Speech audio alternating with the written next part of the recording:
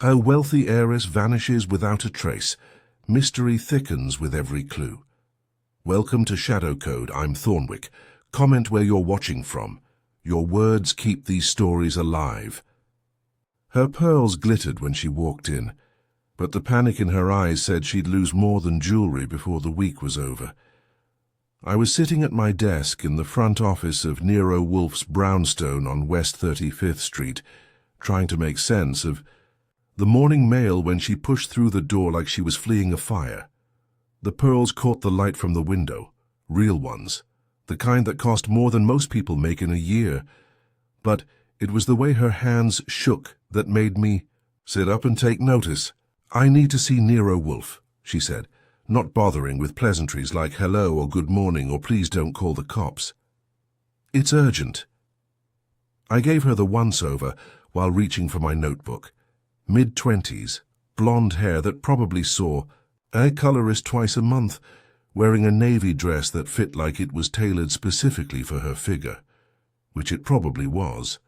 The panic in her eyes was real enough, but so was the check she'd likely write if Wolfe took the case. "Miss Pemberton, Vivian Pemberton."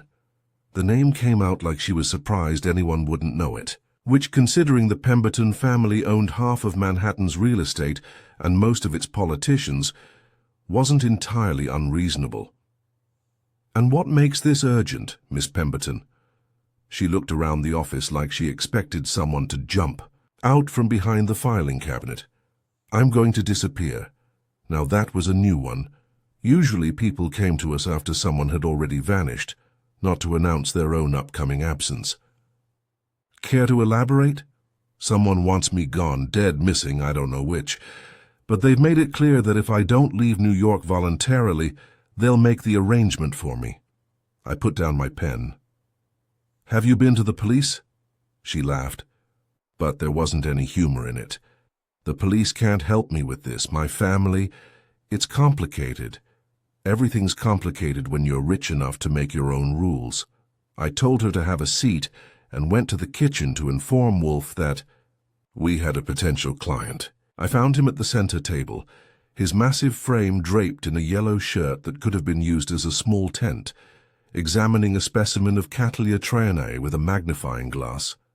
"A young woman named Vivian Pemberton is here," I said.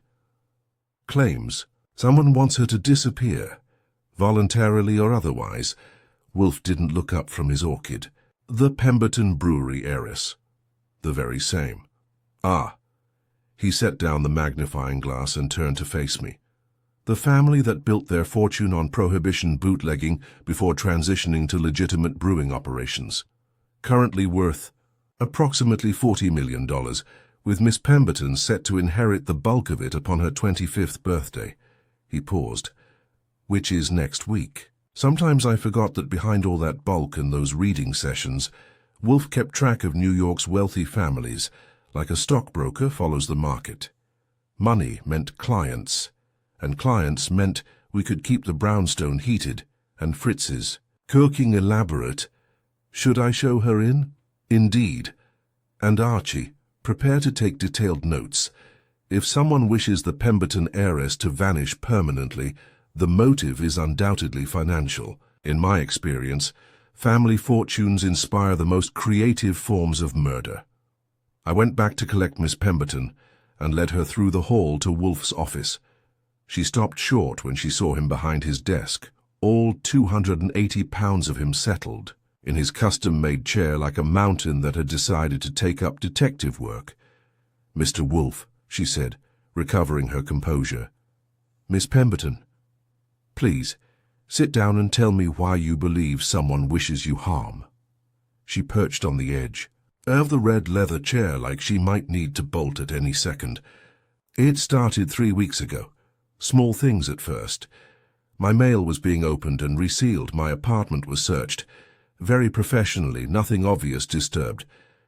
Then my regular driver called in sick, and the replacement tried to take me to a warehouse in Queens instead of my lunch appointment. Did you confront this driver?" I jumped out at a red light and took a taxi. When I called the car service, they claimed they'd never sent a replacement driver, said my regular man had been at work all day. Wolfe leaned back in his chair.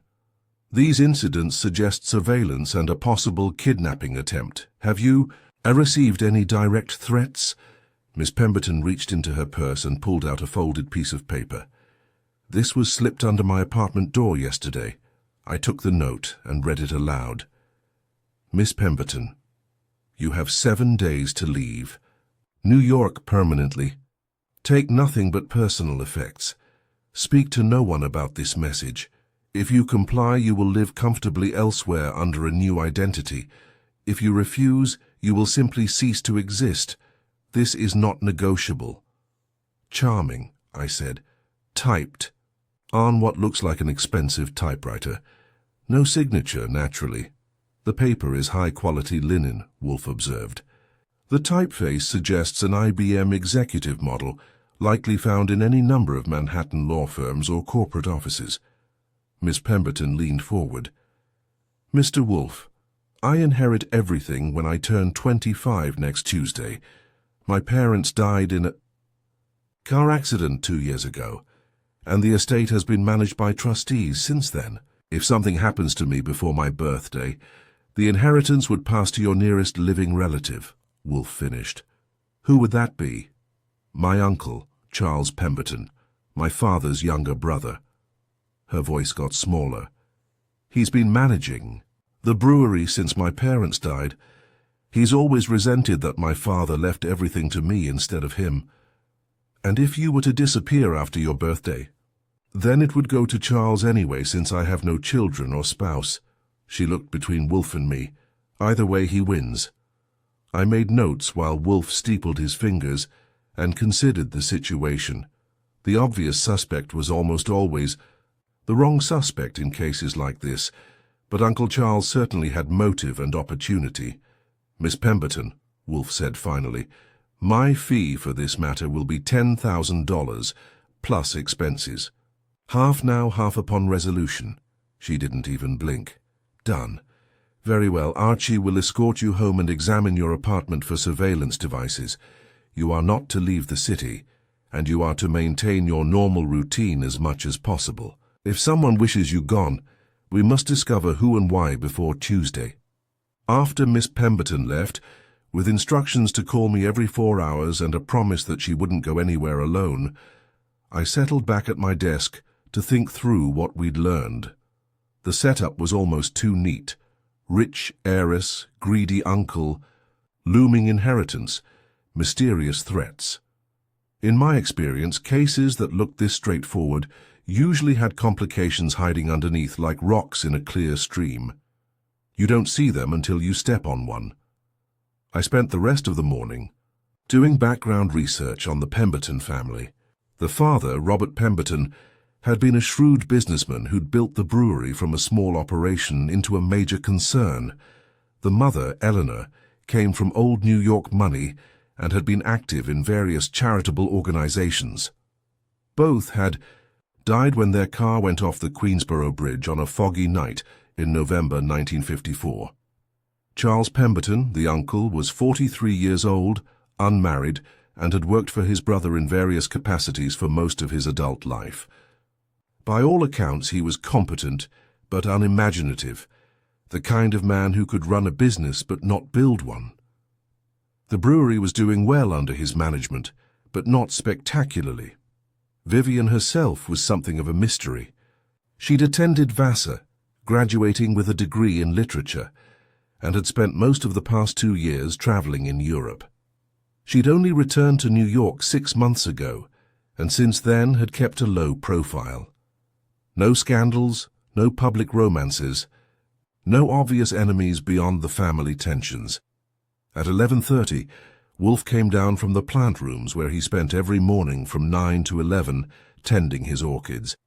It was one of his unbreakable routines, like the afternoon session from 4 to 6, and God help anyone who tried to interrupt him during those sacred hours. "Have you learned anything useful?" he asked, settling behind his desk. I filled him in on the Pemberton family history. The uncle's the obvious suspect, but it seems almost too obvious. Why make threats? If he wanted her dead, why not just arrange an accident like his brothers? An interesting point, perhaps because Miss Pemberton's death now, so close to her, birthday would inevitably raise suspicions. Better to make her disappear voluntarily, which would eliminate any investigation. But if she disappears, she can't claim her inheritance. Precisely.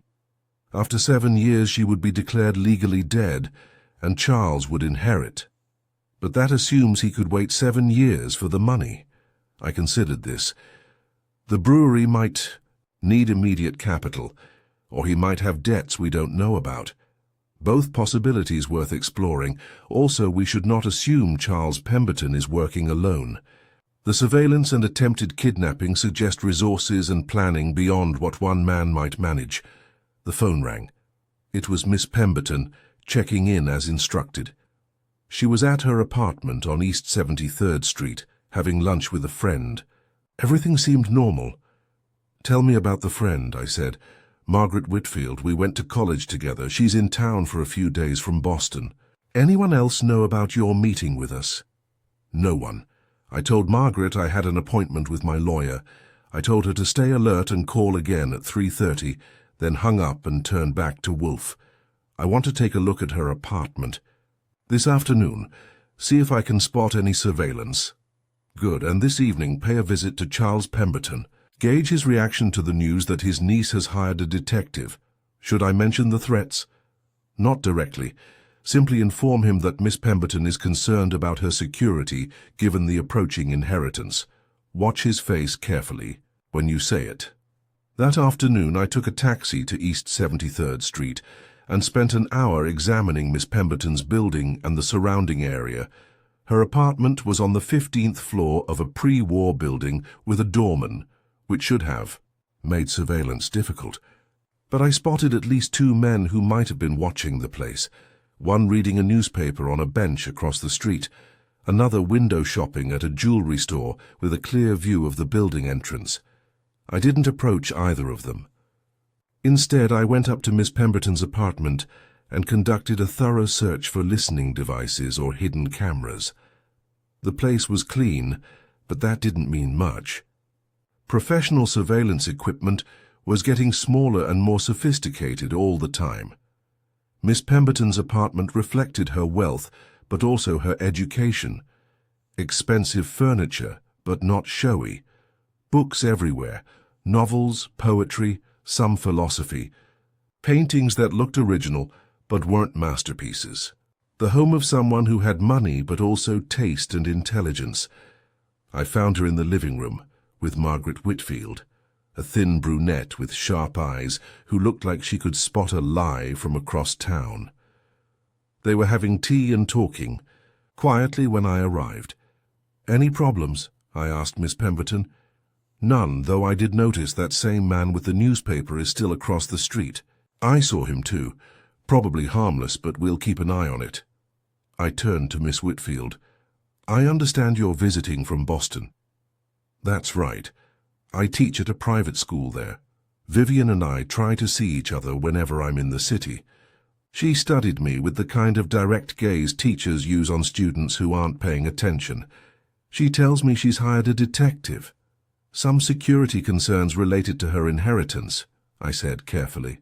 "Ah, the famous Uncle Charles." There was something in her tone that made me look more closely at her. "You know him?" "We've met. At Vivian's parents' funeral, and once or twice since then." She glanced at Miss Pemberton. "He's always struck me as the type of man who feels the world owes him something." After I left the apartment, I took a roundabout route back to the brownstone, stopping twice to check if I was being followed. I didn't spot anyone, but that didn't mean they weren't there. I found Wolfe in the office, reading a book about tropical orchids. "How did the apartment search go?" "Clean as far as I could tell, but there are definitely people watching the building." I described the 2 men I'd spotted. "Also met Miss Pemberton's friend from Boston, sharp woman, she doesn't think much, of Uncle Charles." "Interesting. What was her specific observation?" "That he's the type who feels the world owes him something." Wolfe nodded. "A useful character assessment. Such men often believe they are justified in taking what they perceive as rightfully theirs. At 7 o'clock, I drove up to Westchester County to visit Charles Pemberton at the brewery offices. The Pemberton Brewing Company occupied a sprawling complex of red brick buildings along the Hudson River, with the distinctive smell of hops and grain hanging in the air like perfume for beer lovers. I found Charles in his office, a spacious room with windows overlooking the brewing floor. He was a smaller, thinner version of what his brother might have been. Average height, thinning brown hair, wearing a suit that was expensive, but not quite expensive enough. When his secretary announced me, he looked up from a stack of financial reports with the expression of a man who'd been expecting bad news. "Mr. Goodwin? I don't believe we've met." "No, sir. I work for Nero Wolfe, the private investigator. Your niece has hired us regarding some security concerns." His face didn't change expression, but I saw his hands tighten slightly on the papers he was holding. "Security concerns?" With her 25th birthday approaching next week, she wanted to make sure there were no complications regarding the inheritance. "What kind of complications?" I shrugged. "Rich young women attract attention, not always the good kind." She asked us to look into her situation and make some recommendations. Charles set down the papers and leaned back in his chair. "I see. And what kind of recommendations might those be?" "Hard to say until we complete our investigation. But she seems genuinely concerned about her safety. Has someone threatened her?" The question came out a little too quickly, and I filed that away for future reference. "She hasn't mentioned any specific threats, just a general feeling of uneasiness." Charles nodded slowly. "Well, I'm sure you'll find everything is perfectly normal. Vivian has always been something of a dramatic person. She sees intrigue where there usually isn't any."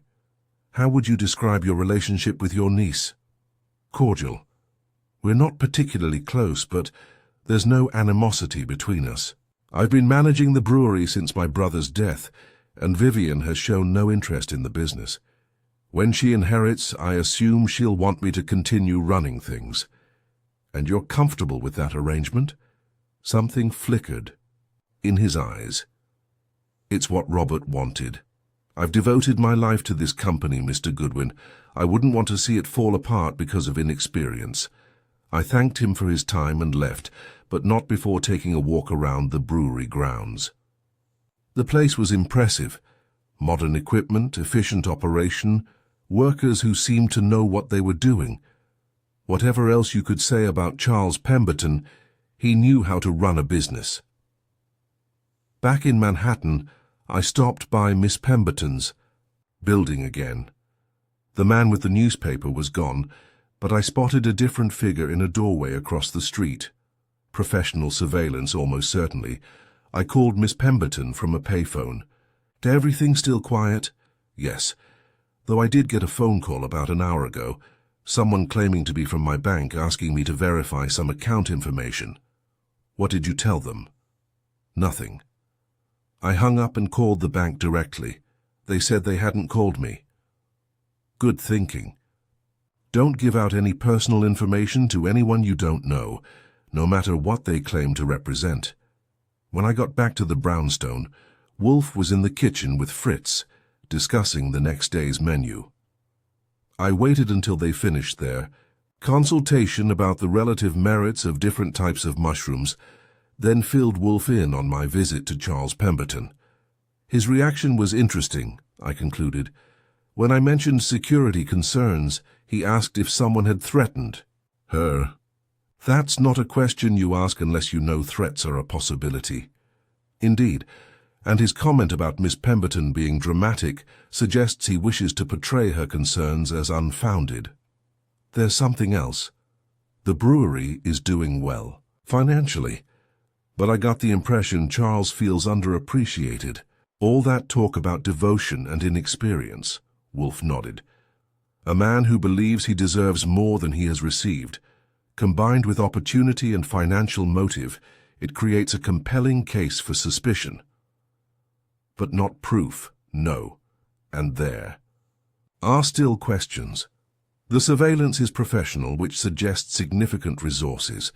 Charles Pemberton may have the motive, but does he have the connections to arrange such an operation? It was a good point. The kind of people who could organize professional surveillance and attempted kidnapping weren't the type you found in the Yellow Pages. They were expensive, discreet, and usually connected to organizations that didn't advertise their services. Maybe he's working with someone, I suggested. Possible. Or perhaps our real suspect is someone else entirely, and Charles is merely a convenient red herring. I was about to respond when the phone rang. It was Miss Pemberton, and she sounded scared. "Mr. Goodwin, I think someone tried to break into my apartment tonight. Are you all right?" "Yes, I'm fine.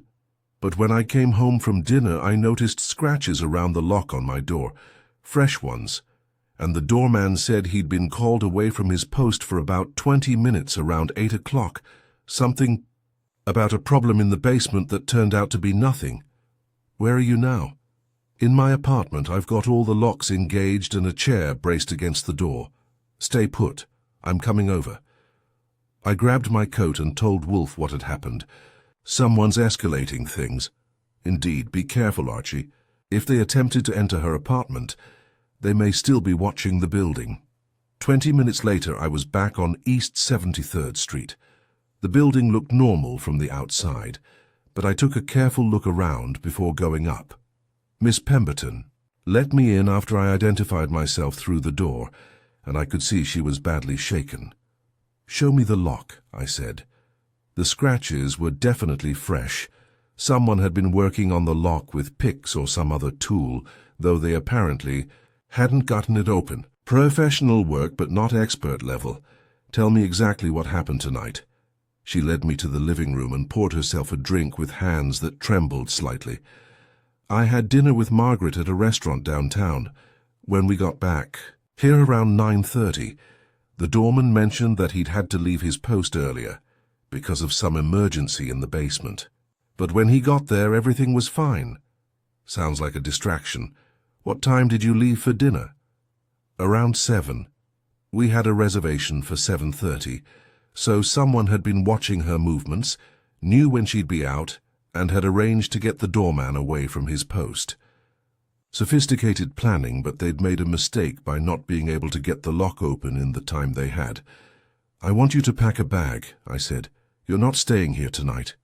"Where should I go?" "There's a small hotel on the west side that Wolfe uses sometimes for clients who need to disappear for a while. The owner is discreet and doesn't ask questions." While she packed, I used her phone to call Wolfe and fill him in on the break-in attempt. "This confirms our assumption that someone wants access to Miss Pemberton herself, not merely her absence," he said. "The question is whether they intend kidnapping or murder. Either way, she's safer somewhere else tonight." "Agreed.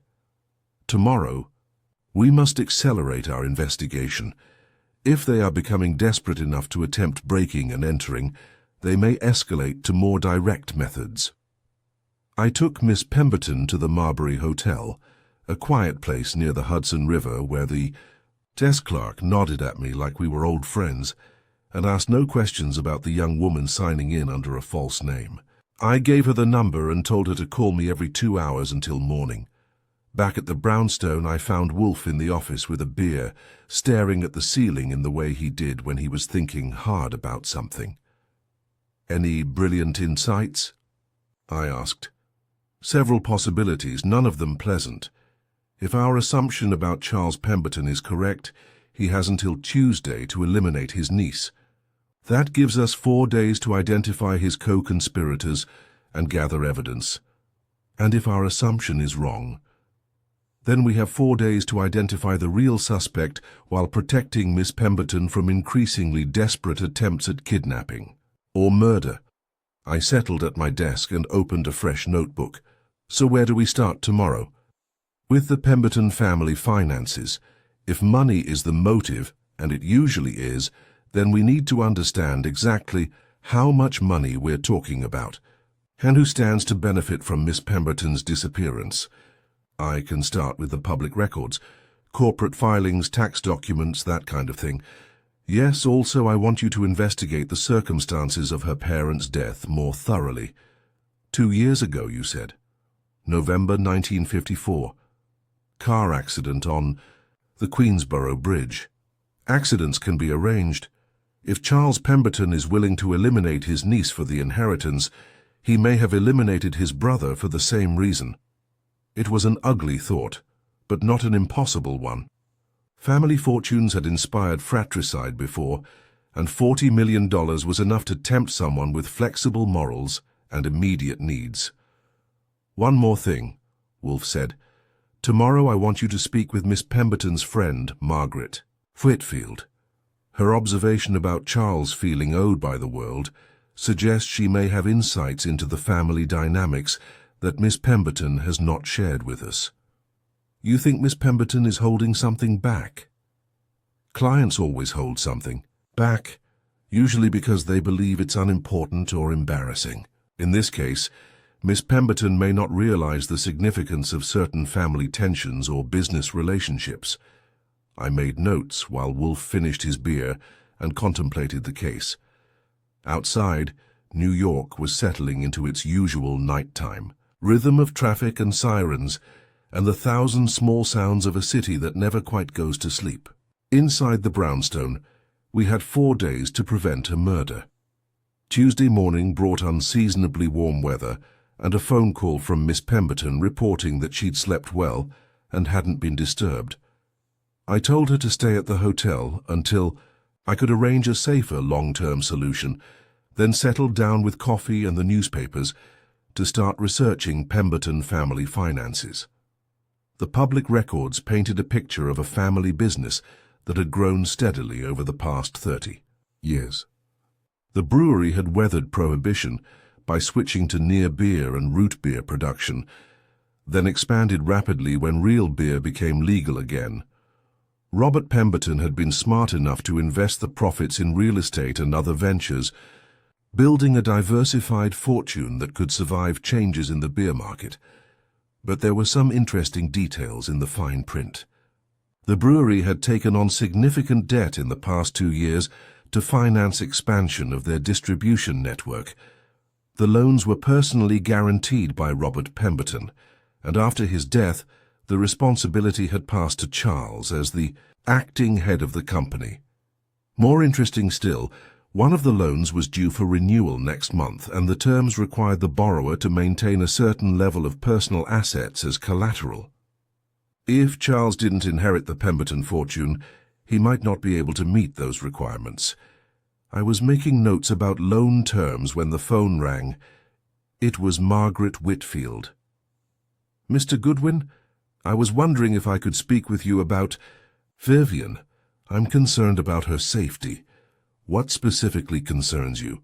She told me about hiring a detective and about some security issues. She didn't give me details, but I know her well enough to recognize when she's really frightened. This isn't like her usual dramatics. Her usual dramatics? There was a pause. Vivian has always been theatrical. Even in college, she had a tendency to imagine herself at the center of romantic mysteries. But this is different. She's genuinely scared. Can you meet me for coffee? There are some questions I'd like to ask you about the Pemberton family. We arranged to meet at a cafe near her hotel in Midtown. Margaret Whitfield turned out to be one of those people who noticed everything and forgot nothing. Exactly the kind of witness who could crack a case wide open. Tell me about Charles Pemberton, I said after we'd ordered coffee. Ambitious, resentful, and not nearly as smart as he thinks he is. She stirred sugar into her cup thoughtfully. He's always felt overshadowed by his older brother. Robert was the one with vision and business sense. Charles was the one who did the boring administrative work. How did he get along with Vivian's parents? Publicly fine, but I got the impression there was tension underneath. Charles never married, never built a life outside the brewery. The company was his whole identity, and he resented that Robert was going to leave everything to Vivian instead of him. Did he ever express that resentment directly? not in so many words. But at Robert and Eleanor's funeral, I overheard him, talking to someone about how unfortunate it was that a young girl would inherit such responsibility. Very concerned about her inexperience, you understand. I made notes. What about Vivian herself, any enemies, former boyfriends who might cause problems? Margaret considered this. Vivian's never been seriously involved with anyone.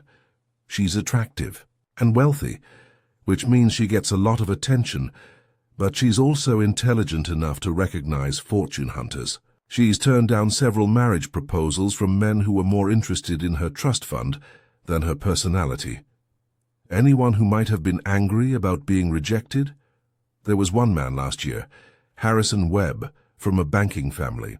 He was quite persistent, even after Vivian made it clear she wasn't interested. He kept showing up at parties where she was supposed to be, calling her apartment, that sort of thing. What happened? Charles had a talk with him. Whatever he said, Webb stopped bothering her. Interesting. Charles protecting his niece, or Charles eliminating a rival for her affections and fortune? Tell me about the car accident, I said. Vivian's parents. Margaret's expression darkened. It was horrible.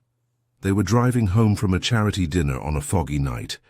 Robert was always a careful driver, but somehow the car went off the bridge. The police said he must have misjudged the turn in the fog. Were there any witnesses? I don't think so. It was late and the weather was bad. Charles was the one who identified the bodies. She paused. You know, I always thought it was strange that Robert would have been driving. Eleanor usually drove when they went out together. She said it made her nervous when Robert drove in bad weather. Did you mention this to the police? I did, actually. But they said it didn't matter who was driving. The accident was clearly due to the fog and poor visibility. I finished my coffee and thanked Margaret for her time. She was heading back to Boston that afternoon, but gave me her phone number in case I had more questions. Walking back to the brownstone, I thought about what I'd learned. Charles had financial motives for wanting Vivian gone, and he'd shown a willingness to interfere in her personal life when it suited him. The car accident that killed her parents was suspicious, though not provably murder. And there was this Harrison Webb character, who might be worth investigating. I found Wolfe in the office dictating letters to his secretary. After she left, I filled him in on my conversation with Margaret Whitfield. Most illuminating, he said. The detail about Eleanor Pemberton usually driving suggests the accident may indeed have been arranged, and Charles's intervention with Mr. Webb demonstrates his willingness to take direct action when he perceives a threat to the family fortune. Should I track down Harrison Webb? Yes, but first I want you to visit the Pemberton family lawyer. If Charles is planning to eliminate his niece, he would need to ensure that her inheritance would pass to him legally. That would require careful preparation. The Pemberton family attorney was a partner in one of Manhattan's oldest law firms, the kind of place where they served sherry at 4 o'clock and had paintings of dead judges on the walls. Thurston Blackwood was a thin, elegant man in his 60s who looked like he'd been born wearing a 3-piece suit. Mr. Goodwin, he said, gesturing me to a chair in his oak-paneled office. I understand you're representing Miss Pemberton in some security matter. That's right. We're trying to understand the terms of her inheritance, in case there are any complications. Blackwood pulled out a thick file and reviewed it carefully. The terms are straightforward.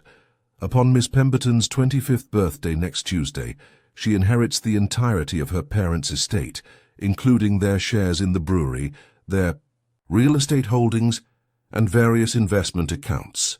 The total value is approximately $40 million. And if something were to happen to her before then, the inheritance would pass to her nearest living relative, which would be her Uncle Charles. What about after her birthday? If she were to die without children or a spouse, the same result. Charles would inherit everything. Is there any provision for her to change these arrangements? Blackwood nodded.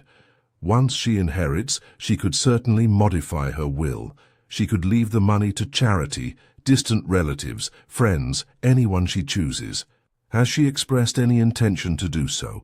Not to me, though she did ask some questions about establishing a charitable foundation.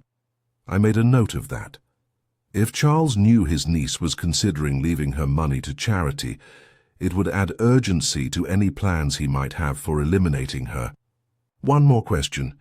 Did you handle the legal arrangements after her parents' death? Yes, the police investigation, the insurance claims, the probate proceedings. A tragic situation, but everything was handled properly. Were there any irregularities? In the insurance investigation? Blackwood looked surprised. None at all. Both Robert and Eleanor had substantial life insurance policies, which were paid promptly after the accident was ruled accidental. Who were the beneficiaries of those policies? Vivian, naturally. The proceeds went into trust until her 25th birthday. So Charles didn't benefit directly from his brother's death, at least not financially. But he did get control of the brewery and the satisfaction of knowing that he would eventually inherit everything if Vivian died. After leaving the law office, I spent the rest of the afternoon tracking down Harris and Webb. The Webb family banking business occupied several floors of a building near Wall Street, and Harrison turned out to be a vice president in charge of commercial loans. He was a smooth-looking man in his early 30s, the type who probably belonged to all the right clubs and dated all the right debutantes. When I introduced myself and mentioned Vivian Pemberton, his expression became guarded. "I haven't seen Miss Pemberton in months," he said. "Why are you asking about her?" "She's had some security concerns lately. We're trying to identify anyone who might wish her harm." "Well, it's certainly not me. I have nothing but the highest regard for Vivian. I understand you pursued her romantically for a while." His face flushed slightly. "I was interested in her, yes, but when she made it clear the feeling wasn't mutual, I respected her wishes." "Even after Charles Pemberton spoke with you about it?" Now he looked genuinely angry. "Charles Pemberton is a small-minded man who thinks his money gives him the right to interfere in other people's lives. What he said to me was insulting and uncalled for." "What exactly did he say?" Webb hesitated, then seemed to decide he had nothing to lose by telling me. "He suggested that I was a fortune hunter, who was only interested in Vivian's inheritance. He also implied that if I continued to bother her, he would use his influence to damage my business relationships." "Did you take the threat seriously?" "The Pemberton Brewery does business with several banks where my family has connections.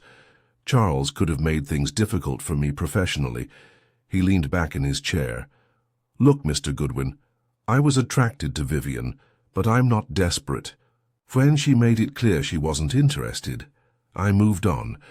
I'm certainly not going to risk my career stalking a woman who doesn't want to see me." I believed him. Webb was ambitious and probably a little arrogant, but he didn't strike me as dangerous. More importantly, he had no motive for wanting Vivian dead. If anything, he'd want her alive and single in case she changed her mind about him. By the time I got back to the brownstone, Wolfe was settling down for his afternoon session with the orchids. I used the time to organize my notes and think through what we'd learned so far. Charles Pemberton had motive, opportunity, and access to the resources needed for professional surveillance. The family lawyer confirmed that Charles would inherit everything if Vivian died, and the financial records showed that he needed money to keep the brewery solvent. Margaret Whitfield had provided useful background on family tensions and the suspicious circumstances of the car accident. But there were still gaps in our case. We had no direct evidence linking Charles to the threats or the surveillance, and something about the whole setup still bothered me. It was almost too neat, too obvious. When Wolfe came down from the plant rooms at 6 o'clock, I was ready with a full report. He listened without interruption while I detailed my conversations with Blackwood and Webb, then leaned back in his chair and stared at the ceiling. "The financial motive is clear," he said finally. "Charles needs Miss Pemberton's inheritance to maintain control of the brewery, But the method troubles me. How so? Consider the sequence of events. First, surveillance and intimidation. Then, an attempted break-in. These are not the actions of someone planning murder. They suggest kidnapping, which is a much more complex proposition. Maybe he wants her alive but hidden away somewhere until after the 7-year waiting period. Possible, but risky. A kidnapping. Victim can escape, can be found, can testify against her captors. Murder is permanent and, if done properly, leaves no witnesses. I saw his point. So either Charles isn't our man or he's not planning murder. Or, Wolfe said slowly, he is not the principal in this matter. Meaning what? Meaning someone else may be using Charles as a stalking horse while pursuing their own agenda. The phone rang before I could ask him to elaborate. It was Miss Pemberton, calling from the hotel. Mr. Goodwin, I've been thinking about something. You asked me yesterday if I'd told anyone about hiring you, and I said no. But I realize that's not quite true. Who did you tell? My trustee, Edward Morrison from Morrison, Webb and Associates. I called him yesterday morning to ask about accessing some of my trust funds to pay your fee. I mentioned that I'd hired a private detective for security reasons. Morrison, Webb and Associates. Where had I heard that name before? Then it clicked. Harrison. Webb's family banking business. Is this Edward Morrison related to Harrison Webb? They're partners in the bank. Edward has been managing my trust since my parents died. I felt a cold sensation in my stomach. Miss Pemberton, I want you to stay exactly where you are. Don't leave your room. Don't answer the door unless you know who it is. I'll be in touch. I hung up and turned to Wolfe. We may have been looking at the wrong suspect. I explained about Edward Morrison and his connection to Harrison Webb. If Morrison is managing Vivian's trust funds, he has detailed knowledge of her finances and her movements. He'd know exactly when she's supposed to inherit and how much money is involved. And as her trustee, he would have a fiduciary responsibility that could be compromised by the right incentives. Wolfe reached for the phone. Get me information on Morrison, Webb and Associates. I want to know their financial condition, their major clients, any recent changes in their business. While I started making calls, Wolfe summoned Fritz from the kitchen. We may need to provide sanctuary for Miss Pemberton. Prepare the south room and inform me of any unusual activity around the brownstone. It took me 2 hours and half a dozen phone calls to piece together the story of Morrison, Webb and Associates. What I found was not encouraging. They're in trouble, I told Wolfe, deep trouble. They've been making high-risk investments with client funds, trying to generate better returns. Some of those investments have gone bad, leaving them short about $2 million. And Miss Pemberton's trust fund would contain how much? According to the lawyer, around $5 million. More than enough to cover their losses and leave them clear. Wolfe nodded grimly. So Morrison has been using her trust funds to cover his bad investments, hoping to replace the money before her 25th birthday. But with the loans coming due and the investment still underwater, he needs her to disappear before she can claim her inheritance and discover the theft. Precisely. And if she dies after her birthday, the funds would pass to Charles Pemberton, who would undoubtedly want a full accounting of how his niece's money had been managed. It was an elegant scheme with one fatal flaw. Miss Pemberton had hired us to investigate her security concerns, which meant we were now in a position to uncover Morrison's embezzlement. There's more, I said. I talked to a source at the Banking Commission. Morrison, Webb and Associates is scheduled for a routine audit next month. If they can't replace the missing money before then, they face criminal charges and professional ruin. Wolfe stood up. Call Miss Pemberton, tell her we're coming to collect her. She'll be safer here than at the hotel. While I made the call, Wolfe gave instructions to Fritz about securing the brownstone. When clients were in danger, we took precautions. Extra. Locks, closed curtains, and a loaded gun in the office safe. Miss Pemberton was packed and ready when I arrived at the hotel. She looked pale but determined as we rode back to West 35th Street in a taxi. taking a roundabout route to make sure we weren't followed. "So it was never about Uncle Charles?" she asked, as we settled her into the front room of the brownstone. "Charles may still be involved," I said, "but the real threat appears to come from your trustee." Wolfe joined us and explained what we discovered about Morrison's financial troubles. "He has been systematically looting your trust fund to cover his investment losses. When you claim your inheritance next Tuesday, his theft will be discovered."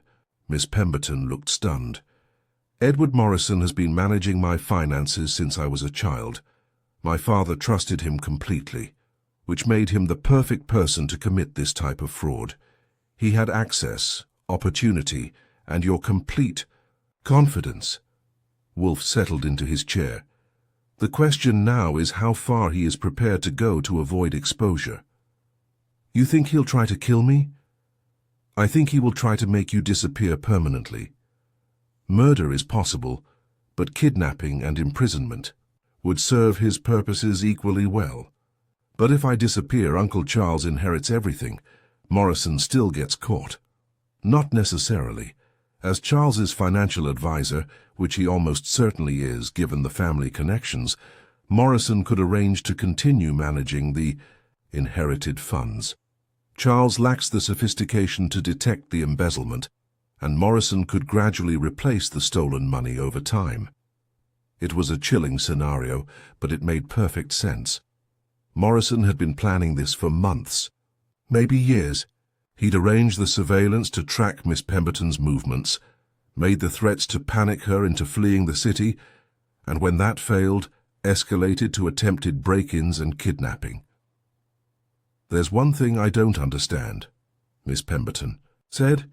"If Morrison wanted me gone, why make it so obvious? The surveillance, the threats, why not just arrange an accident like—" She stopped, and I saw the realization hit her. "Like your parents' accident," I finished. She nodded, her face white. "You think Morrison killed them too?" Wolfe considered this.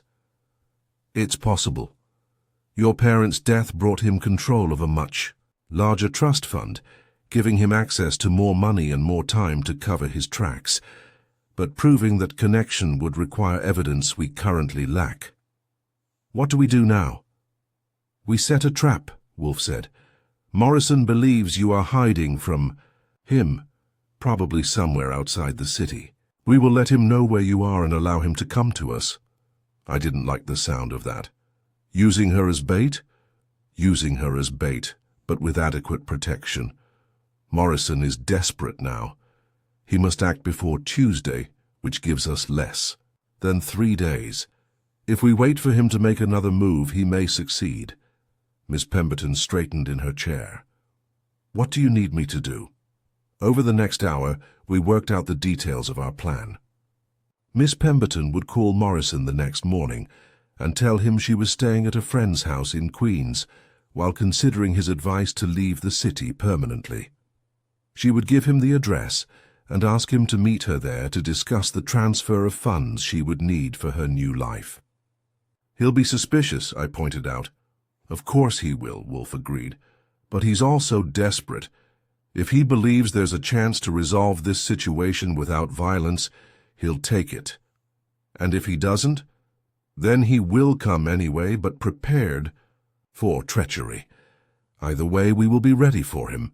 The house in Queens belonged to a retired police detective who occasionally did work for us. It was isolated, easily watched, and equipped with enough hiding places for me to observe whatever happened without being seen.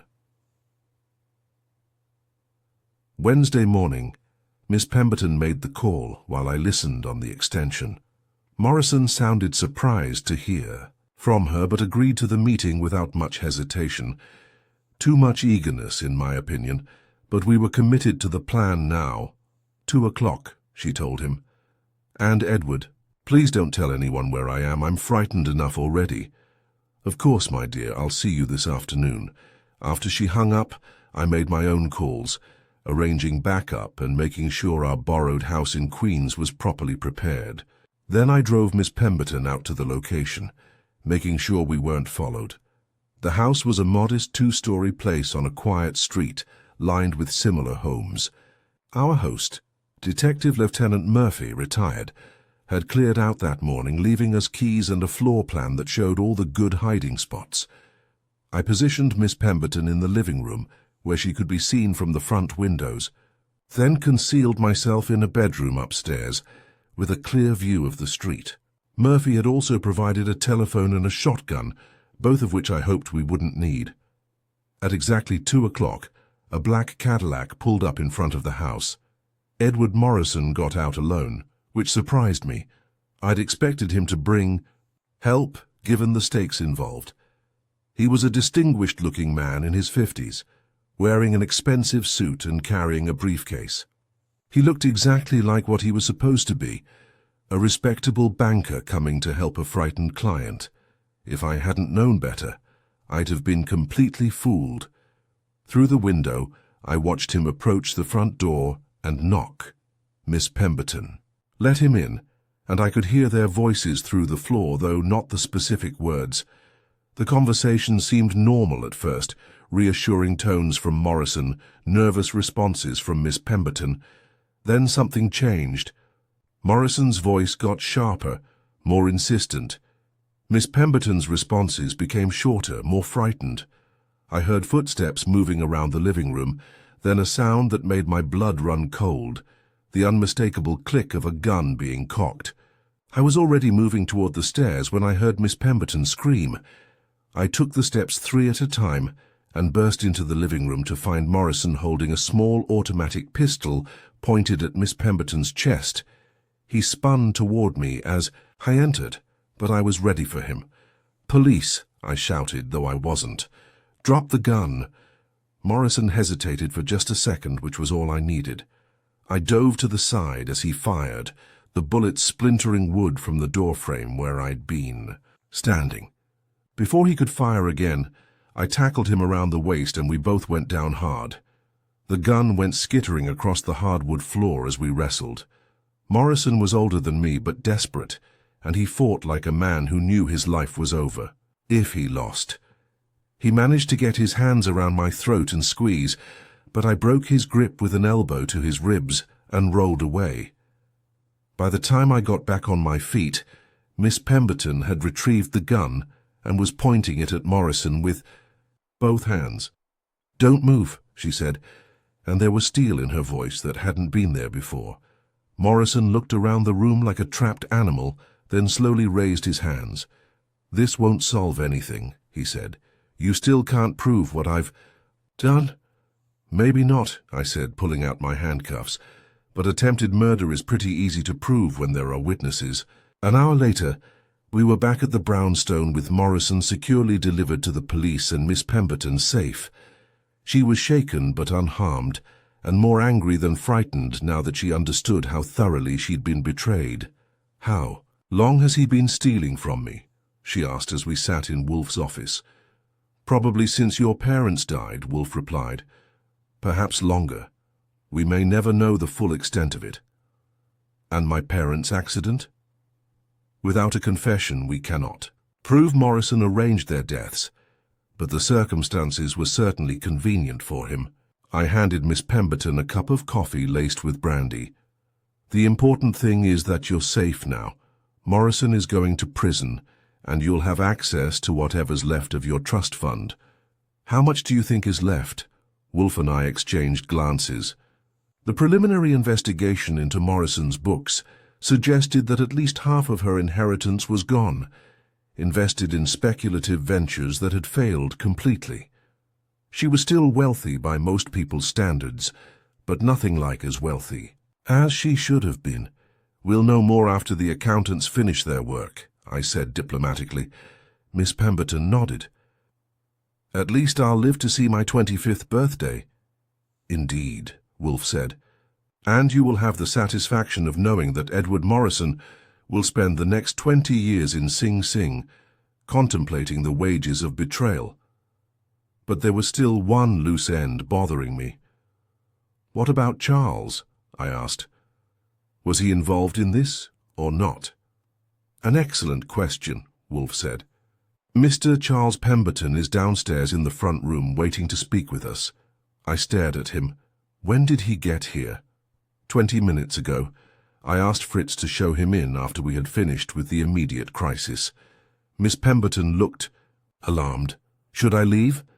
On the contrary, I believe Mr. Pemberton has something to say that you should hear. Charles Pemberton looked older than he had when I'd visited him at the brewery, and there was something defeated in his posture as he sat in the red leather chair. He glanced at his niece, then at me, before addressing Wolfe. I assume you know about Morrison, he said. We do. The question is, what did you know about Morrison? Charles ran a hand through his thinning hair. I suspected something was wrong with Vivian's finances about 6 months ago. Some of the investment reports didn't make sense, and Morrison was evasive when I asked questions. Why didn't you go to the police? Well, because I wasn't sure, and because... He looked at his niece. Because I thought if something was wrong, it might work to my advantage. Miss Pemberton's face went cold. You knew someone was stealing from me and you said nothing? I didn't know for certain, and I thought if the money was gone, you might be willing to let me buy your shares in the brewery. Keep it in the family, you understand. So you let Morrison continue stealing from me because you hoped to profit from it. Charles nodded miserably. It was wrong. I know that now. When Morrison approached me last week about helping to convince you to leave town, I realized how far things had gone. Morrison approached you, I asked. He said you were in danger from some unspecified threats, and that it would be safer for everyone if you left New York for a while. He offered to handle all the financial arrangements. Charles looked at his hands. I thought he was trying to buy time to replace the missing money, but you went along with it. I told him I'd talk to Vivian, try to convince her to take a vacation, but when she hired you instead, he shrugged. I knew the whole thing was going to come out. Wolfe leaned forward. Did Morrison ask you to do anything else? He wanted me to fire the doorman at Vivian's building and replace him with someone. He recommended, said it was for her security. Charles shook his head.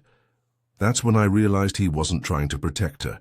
So Charles had been Morrison's unwitting accomplice, but he'd drawn the line at actively participating in kidnapping or murder. It didn't excuse his willingness to profit from his niece's misfortune, but it explained why he hadn't been more directly involved in the threats and surveillance. What happens now? Miss Pemberton asked her uncle. I don't know. Morrison's arrest will probably trigger a full investigation of the brewery's finances. If there are irregularities, he spread his hands helplessly. Are there irregularities? Nothing criminal. But I have been borrowing against future profits to finance expansion. If the loans are called in, he looked at her hopefully. Vivian, I know I don't deserve it, but the brewery is still profitable. With proper management, it could support both of us. Miss Pemberton was quiet for a long moment. When she spoke, her voice was carefully controlled. Uncle Charles, you stood by and watched while someone stole my inheritance. You were willing to profit from my misfortune, and you only came forward when you realized you might be implicated in Morrison's crimes. Vivian, I'm not finished. She stood up and faced him directly. The brewery meant everything to my father. It was his life's work, and he built it for me. Not for you, for me. Charles's face went pale. But, she continued, it's also the only thing connecting me to my parents' memory. So here's what's going to happen. You'll stay on as general manager, but I'm selling my controlling interest to a competitor. You can keep your job if they'll have you, but you'll never own a piece of the brewery again.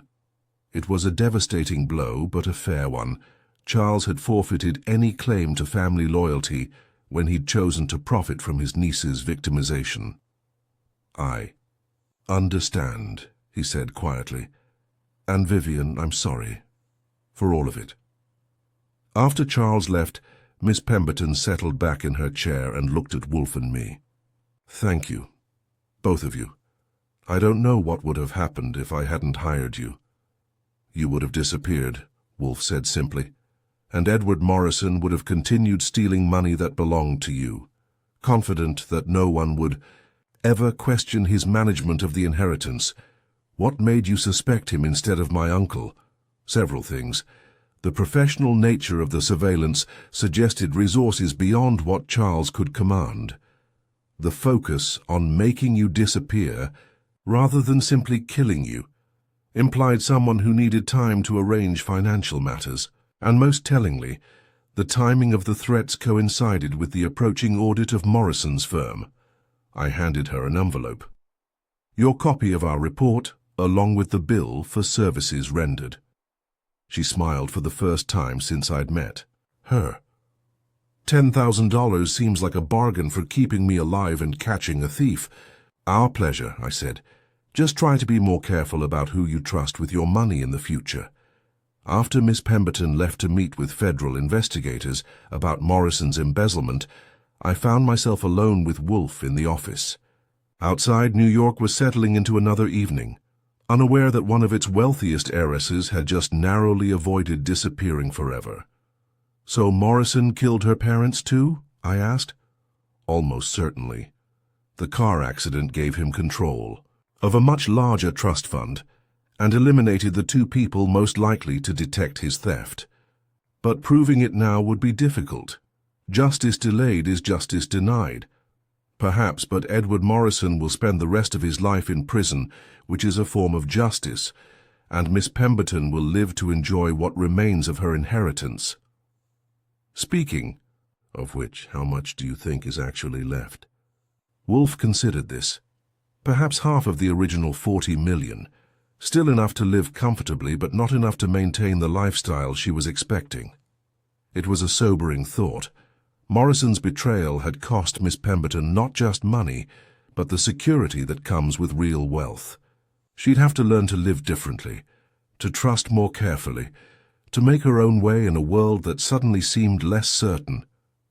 But she was alive, which was more than Morrison had planned for her. And sometimes, that's the only victory you get. The next morning brought unseasonably cool weather and a phone call from Inspector Kramer of Manhattan Homicide.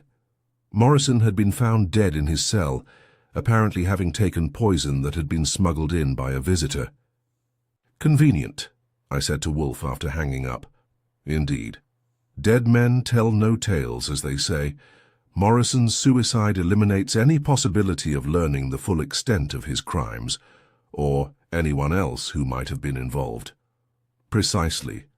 But if Morrison had accomplices, they stayed hidden. The investigation into his embezzlement revealed the theft of nearly $20 million from various client accounts, invested in a series of increasingly desperate speculative ventures. Miss Pemberton wasn't the only victim, but she was the one who would have lost the most. The federal investigators recovered about half of the stolen money from Morrison's hidden accounts and failed investments. Miss Pemberton would eventually receive her share, but it would take months of legal proceedings to sort everything out. On Tuesday, her 25th birthday, she came to the brownstone to thank us again and deliver a bonus payment for our services. I wanted you to know that I've decided what to do with what's left of my inheritance, she said, settling into the red leather chair that had become familiar to all of us. Oh? Wolfe inquired. I'm establishing a foundation to help other victims of financial fraud. There are a lot of people out there who've been cheated by trustees and financial advisors, and most of them don't have the resources to fight back. It was a worthy cause, and one that would give meaning to her parents' legacy beyond just accumulated wealth. What about the brewery? I asked. I found a buyer, a regional competitor that wants to expand into New York. They've agreed to keep Uncle Charles on as a manager, at least initially. She smiled. He'll have to prove himself all over again, but that's probably good for him. And Harrison Webb? What about him? You never did give him a fair chance. Now that you know he wasn't a fortune hunter. She laughed. Mr. Goodwin, are you trying to play matchmaker? Just suggesting that good men are hard to find and you might want to reconsider your options. I'll keep that in mind. After she left, Wolfe and I settled into our usual routine. Him with his books and beer, me with the mail and the endless paperwork that comes with running a detective agency. It had been an interesting case, with more twists than I'd expected, and a more satisfactory resolution than most. But something still bothered me about the whole affair. Morrison's suicide was convenient, but it also seemed out of character for a man who'd spent years planning elaborate financial schemes. Men, like that, usually fight to the end, convinced they can talk their way out of trouble. I was still thinking about it when the phone rang. It was Miss Pemberton. "Mr. Goodwin, I just received a very strange phone call. A man claiming to be Edward Morrison's partner, saying he had information about my parents' death that I might find interesting." "What kind of information?" "He wouldn't. Say over the phone he wants to meet with me tonight at a restaurant in Midtown. Don't go. But what if he really knows something about the accident? Then he can tell it to the police. Morrison is dead, Miss Pemberton. Anyone claiming to be his partner is either lying or dangerous. You really think it's a trap?" "I think Morrison's suicide was awfully convenient for someone, and I think you should stay away from mysterious phone calls until we're sure all of his accomplices are accounted for." She promised to call me if she heard from the man again, and I hung up with a bad feeling in my stomach. Morrison's death had closed the case too neatly, and now someone was trying to lure Miss Pemberton into another meeting. I told Wolfe about the phone call, and he agreed that it smelled like a trap. Morrison may have been working with others. He said, "His death eliminates the primary witness, but it doesn't necessarily eliminate all the participants. So what do we do?" "We find out who called Miss Pemberton and what they really want." It took me most of the afternoon, but I eventually traced the call to a payphone near Penn Station. Not much help, but it confirmed that someone was being careful about not leaving tracks. I was about to give up when I remembered something Morrison had said during our confrontation in Queens. "This won't solve anything. You still can't prove what I've done." At the time I'd assumed he was talking about the embezzlement, but what if he'd meant something else? What if there were other crimes we hadn't discovered yet? I spent the evening going through Morrison's files, looking for anything we might have missed. Most of it was routine financial paperwork, but buried in the back of one folder, I found something interesting: a life insurance policy on Robert and Eleanor Pemberton, with Morrison listed as the beneficiary. It was a small policy, only $50,000, but it had been taken out just 3 months before the car accident. More importantly, the signature on the application didn't look quite right. The handwriting was similar to Robert Pemberton's, but not identical. I showed the policy to Wolfe the next morning. Morrison forged Robert's signature and took out a policy on his life. It's not much money by Pemberton standards, but it's direct evidence that he planned their deaths. Indeed, but it also raises another question. Who helped him forge the signature and file the application? Someone with access to samples of Robert's handwriting and knowledge of insurance procedures. Someone like Charles Pemberton, I considered. This. Charles had worked closely with his brother for years and would have had access to business documents with Robert's signature. He also had connections in the insurance industry through the brewery's employee benefit programs. You think Charles was more involved than he admitted? I think Charles may have helped Morrison plan the murder of his brother, then developed cold feet when it came time to eliminate Miss Pemberton. It was an ugly possibility, but it fit the facts. Charles had motive. He wanted control of the brewery and opportunity to help Morrison plan the accident. But when Morrison escalated to kidnapping and murder, Charles had balked and eventually cooperated with our investigation. So who called Miss Pemberton yesterday? Perhaps someone else who was involved in the original scheme. Morrison's death may have panicked them into trying to eliminate the last witness to their crimes. The phone rang, interrupting our discussion. It was Miss Pemberton calling from her apartment. Mr. Goodwin, that man called again. He says if I don't meet with him tonight, he'll go to the newspapers with evidence that I was involved in Morrison's embezzlement. What evidence could he possibly have? I don't know, but he sounded very confident. He knows details about my trust fund that only Morrison and I should have known. Where does he want to meet? The same restaurant as before. The Montclair on East 54th Street. I knew the place. An expensive French restaurant frequented by wealthy businessmen and their clients. Public enough to seem safe, but with private dining rooms where anything could happen. Don't go, I said. This is obviously a setup. But what if he really does have evidence? What if he goes to the newspapers anyway? Then we'll deal with it. Right now your safety is more important than your reputation. After I hung up, Wolfe and I discussed our options. We could ignore the threat and hope it went away, or we could set another trap and try to identify the mysterious caller. I vote for the trap, I said, but this time I want police backup and better preparations. Agreed, but we must be careful. If this person was involved in Morrison's schemes, they may be desperate enough to attempt murder. We spent the rest of the day planning our approach. Miss Pemberton would keep the appointment at the Montclair, but I would be there first, along with several plainclothes police officers. If the caller showed up, we'd be ready for him. At 7 o'clock that evening, I was sitting at the bar of the Montclair nursing a whiskey and watching the door. Miss Pemberton was at a corner table, looking nervous but determined. 3 police officers were scattered around the restaurant, trying to look like ordinary diners. At 7:30, a thin man in an expensive suit approached Miss Pemberton's table. I recognized him immediately. It was Thurston Blackwood, the Pemberton family lawyer. I signaled the police and moved closer to the table, trying to hear their conversation without being obvious about it.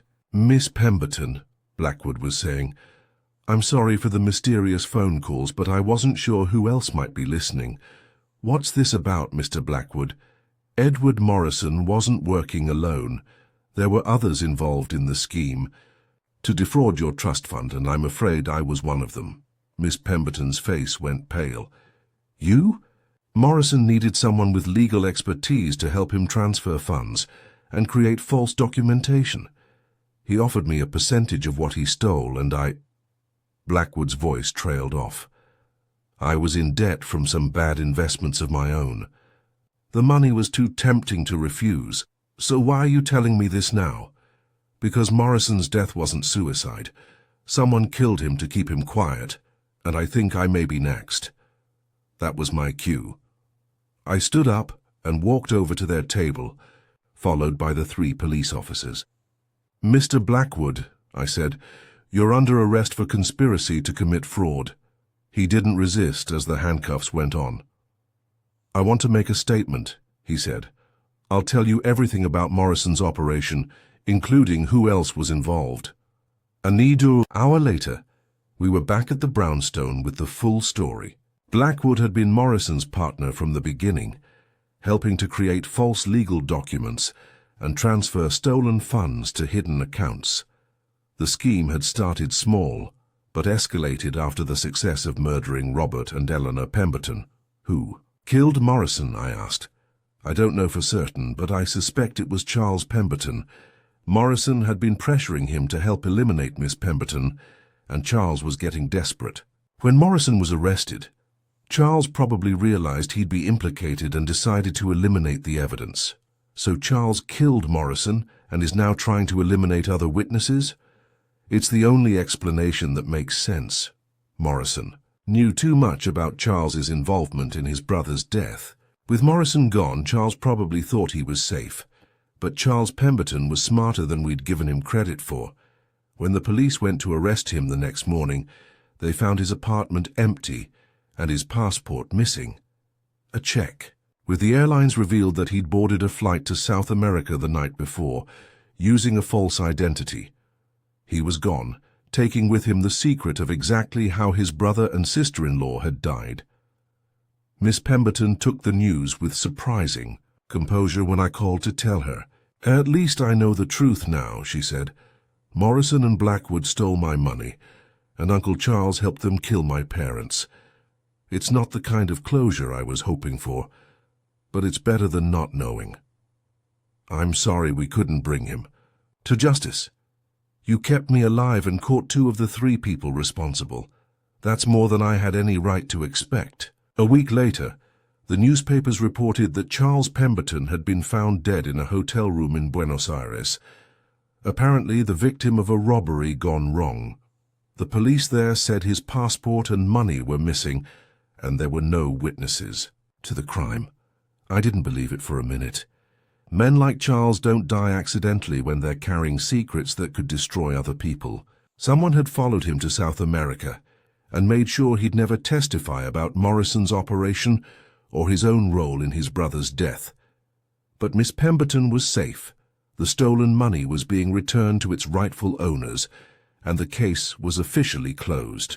Sometimes that's the best you can do in a world where justice is imperfect, and the guilty don't always pay for their crimes. So there you have it, the case of the heiress who almost vanished, saved by sharp eyes, good instincts, and the kind of methodical detective work that Nero Wolfe had perfected over the years. Looking back on it now, I can't help wondering about the deeper questions the case raised. How much is family loyalty worth when millions of dollars are at stake? What makes a man like Morrison, respected and trusted by his clients, decide that theft and murder are acceptable business practices? And why do the people we trust most, family members, financial advisors, lawyers, so often turn out to be the ones with the most to gain from betraying that trust? Maybe it's because money has a way of revealing who people really are underneath their public facades. Or maybe it's just that $40 million is enough to make anyone reconsider their moral principles. I'd like to hear from those of you watching this unfold. Where are you tuning in from tonight? Are you sitting in a comfortable chair in your living room? Or maybe listening while you're working late in some office building? Wherever you are, I hope you're surrounded by people you can trust, because as this case proved, you never really know who might be planning your disappearance.